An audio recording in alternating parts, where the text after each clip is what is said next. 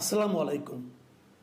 প্রিয় দর্শক, আমরা এরই মধ্যে জানি যে বাংলাদেশের আওয়ামী লীগ এবং তার নেতাদের রাজনৈতিক কার্যক্রমকে নিষিদ্ধ ঘোষণা করা হয়েছে এবং এই নিষিদ্ধ ঘোষণার মাধ্যমে আওয়ামী লীগের পক্ষে কেউ কোনো প্রচারণা চালাতে পারবেন না।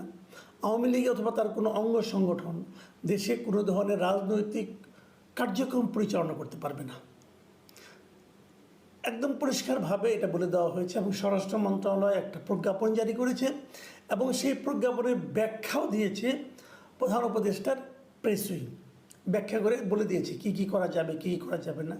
যদিও সে সমস্ত ব্যাখ্যা নিয়ে নানা ধরনের বিতর্ক রয়েছে, সন্দেহ রয়েছে, অস্পষ্টতা রয়েছে, কিন্তু সরকারের অবস্থানটা বোঝা গেছে। এখন এই যে এত বড় একটা সিদ্ধান্ত নেওয়া হলো, এর প্রেক্ষিতে সারা দুনিয়ার প্রতিক্রিয়া কি? বিভিন্ন দেশ এই ঘটনাটাকে কিভাবে দেখছে? আমরা এই যাবৎকালে বেশ কয়েকটা দেশের প্রতিক্রিয়া জেনেছি, কয়েকজন নিরপেক্ষ হিসাবে পরিচিত ব্যক্তিরও প্রতিক্রিয়া আমরা জেনেছি। যেমন আমরা শুরুতেই জেনেছি কয়েকদিন আগে, দুদিন আগে, যে যুক্তরাষ্ট্রের প্রতিক্রিয়া কী। যুক্তরাষ্ট্র কিন্তু খুবই ধরি মাছ নাছুই টাইপের একটা প্রতিক্রিয়া ব্যক্ত করেছে, যেটা নাকি আওয়ামী লীগের যখন সরকার ছিল সে আমরা তাদের প্রতিক্রিয়া ছিল অনেকটা স্পষ্ট, কিন্তু এবার যেন একটু ধোঁয়াশাযুক্ত প্রতিক্রিয়া তারা দিয়েছে। আমি একটু প্রতিক্রিয়াটা আপনাদেরকে পড়ে শোনাই তারা কী বলেছে। আমি 3টা সেন্টেন্স আপনাদের পড়ে শোনাচ্ছি।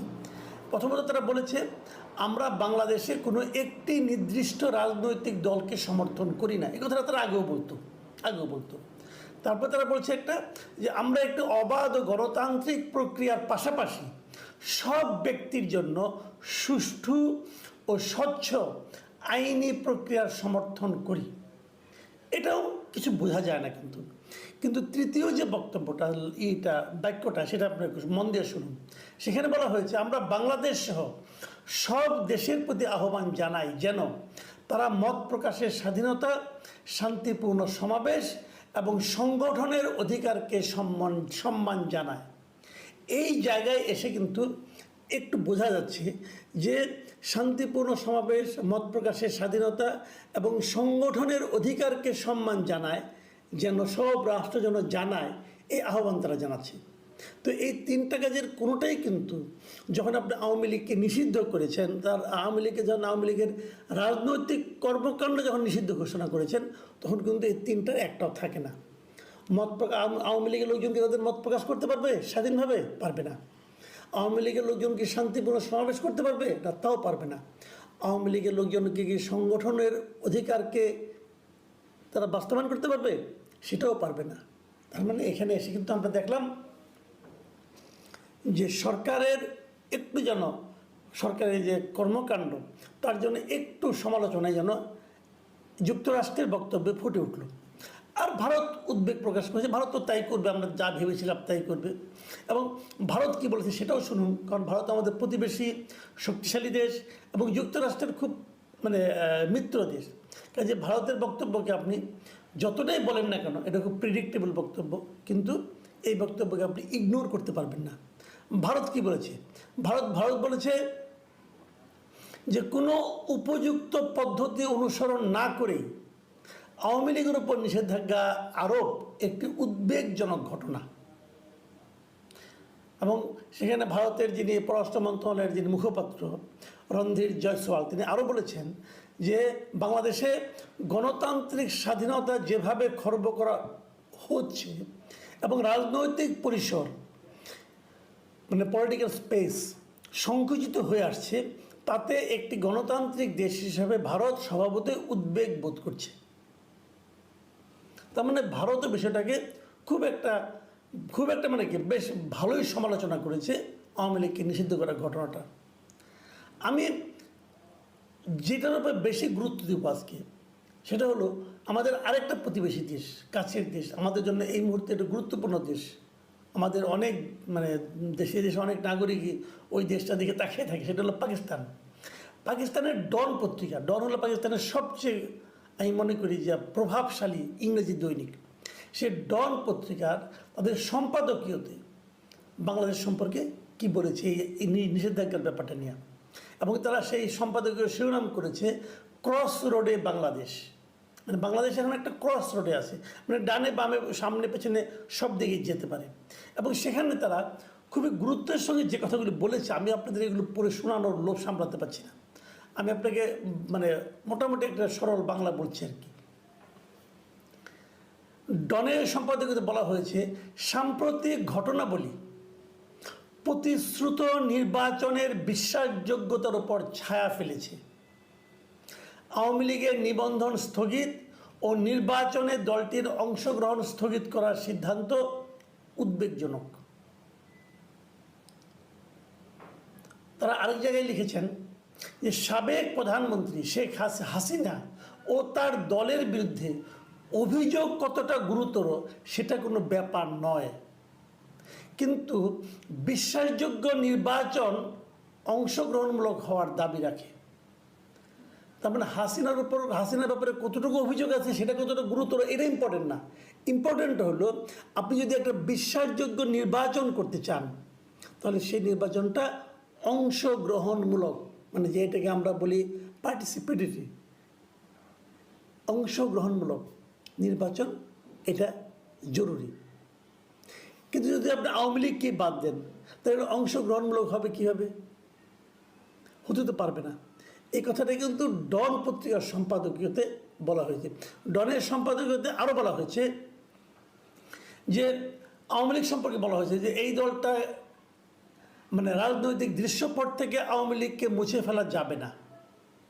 এর বিশাল সমর্থন সহ রাজনৈতিক বাস্তবতা রয়েছে। মাথায় রাখুন, রাজনৈতিক বাস্তবতা রয়েছে। দলটিকে নিষিদ্ধ করায় বাংলাদেশের ভঙ্গুর গণতন্ত্র অস্থিতিশীলতার ঝুঁকিতে থাকে এবং এর ভোটারদের একটি বড় অংশ ভোটাধিকার বঞ্চিত হওয়ার ঝুঁকিতে থাকেন।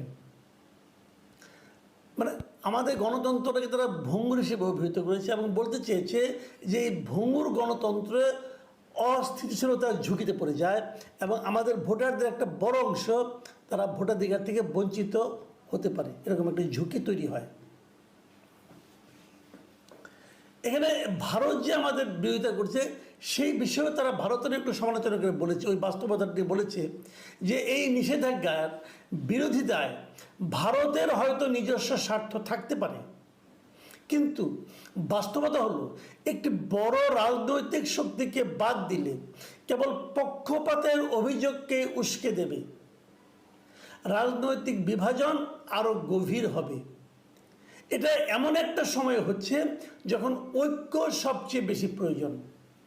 যে কথাটা আমি নিজেও বহুবার বলেছি আপনাদেরকে যে আমাদের দেশে এই মুহূর্তে সবচেয়ে বড় দরকার হলো ঐক্য। বিভক্ত জাতি অগ্রসর হতে পারে না। আপনি যদি জাতিকে সামনের দিকে নিয়ে যেতে চান তাহলে ঐক্যবদ্ধ জাতি দরকার। ডন তার সম্পাদকীয়তে এই কথাটাই বলেছে যে এই সময়ে বাংলাদেশের জন্য সবচেয়ে বড় প্রয়োজন হলো ঐক্য, এবং সেই ঐক্যটাকে ক্ষতিগ্রস্ত করার মতো একটা বাস্তবতা এই নিষেধাজ্ঞার মাধ্যমে তৈরি হয়েছে। আরেকটা জায়গায় ডন বলেছে, ডনের এই সম্পাদকীয়তে বলা হয়েছে যে অন্তর্বর্তী সরকারকে অবশ্যই স্মরণ রাখতে হবে যে তাদের প্রাথমিক দায়িত্ব হলো একটি শান্তিপূর্ণ ও বৈধ উপায়ে ক্ষমতা হস্তান্তর তদারক করা। মানে তারা হস্তান্তর করবে না, কিন্তু ক্ষমতাটা শান্তিপূর্ণ উপায়ে হস্তান্তরিত হবে এই বিষয়টাকে তারা তদারক করবে। অর্থ হচ্ছে যে তারা একটা নির্বাচন অনুষ্ঠান করবে, যে নির্বাচনে সকলের অংশগ্রহণমূলক হবে, সেটা যে নির্বাচনে সবাই ভোট দিতে পারবে এবং সেই নির্বাচনের মাধ্যমে উঠে আসবে জনগণ কাকে চায়। ডনের সম্পাদকীয়তে বলা হয়েছে যে কিন্তু ব্যালটের পরিবর্তে যদি রাজনৈতিক বিরোধিতার সমাধান করা হয় নিষিদ্ধ করার মাধ্যমে, তাহলে সেই লক্ষ্য অর্জিত হবে না। মানে যে কাজটি সরকার করেছে, একটা দলকে নিষিদ্ধ করার দিকে যাচ্ছে এবং এটা তারা করছে কি আবার রাজনৈতিক বিরোধিতার সমাধানের জন্য এটা তারা করছে। এটা যদি সরকার করে তাহলে ওই যে গণতন্ত্রের যে একটা শান্তিপূর্ণ হস্তান্তর ব্যবস্থা সেই লক্ষ্য কিন্তু অর্জিত হবে না। ডনের এই সম্পাদকীয়র শেষ প্যারাটা আমি পড়তে চাই।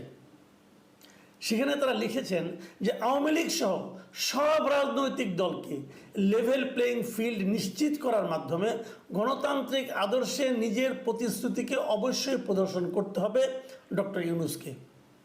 নির্বাচনের জন্য একটু স্পষ্ট সময়সূচি নির্ধারণ ও রাজনৈতিক দলের অংশগ্রহণ নিশ্চিত করা শুধু পরবর্তী সরকারের বৈধতাকেই শক্তিশালী করবে না, বরং মাথায় রাখবেন, বরং সামরিক হস্তক্ষেপের বিপদ এড়াতেও সাহায্য করবে। কোনো কোর্ট বা রাজনৈতিক ডিক্রি নয়, বাংলাদেশের ভবিষ্যৎ অবশ্যই ব্যালটের মাধ্যমে নির্ধারণ করতে হতে হবে। ডনের এই সম্পাদকীয় হয়তো বলবেন পাকিস্তানি একটা পত্রিকা কি আসে যায়, কিচ্ছু যায় আসে না, আবার অনেক কিছু যায় আসে। বুঝতে হবে যে আমাদের একটা নির্দিষ্ট দলে আবার দেশেরই একটা নির্দিষ্ট অংশ যারা নাকি যাদের দাবির প্রেক্ষিতে আওয়ামী লীগকে নিষিদ্ধ করা হলো এবং সরকার সেটা আগ্রহের সঙ্গে করলেন, এরা ছাড়া সারা দুনিয়ার আর কেউ কিন্তু সরকারের পদক্ষেপকে এখন পর্যন্ত সমর্থন করেনি। এই সরকার কতটুকু গ্রহণযোগ্য হচ্ছে সারা দুনিয়ার কাছে তার এটাও কিন্তু একটা মাপকাঠি। প্রিয় দর্শক, এই প্রসঙ্গে আরও আলোচনা হবে, আগামীতে আপনারা পেতে থাকবেন। আপাতত এখন এ পর্যন্তই। আল্লাহ হাফেজ।